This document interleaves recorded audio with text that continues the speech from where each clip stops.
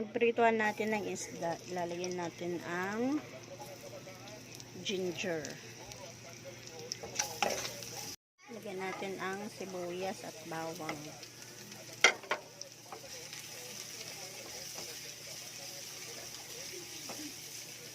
Lagyan natin ang yellowfin isda. Lagyan natin yung gata. Ano yan? Unang piga. Lagyan natin ng sabaw.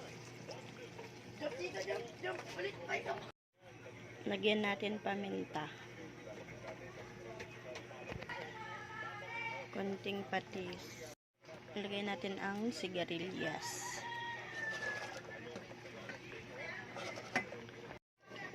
Takpan muna natin hanggang maluto yung sigarilyas. Lagyan natin ang green chili. Pechay.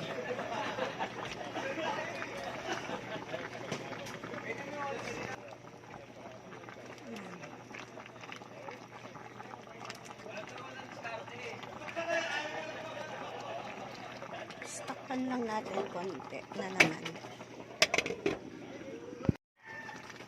Yan. Sunod natin ang malunggay. Ang daming gulay. Masustansya.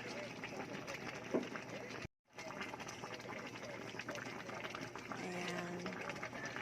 Ituin lang natin tong gulay niya.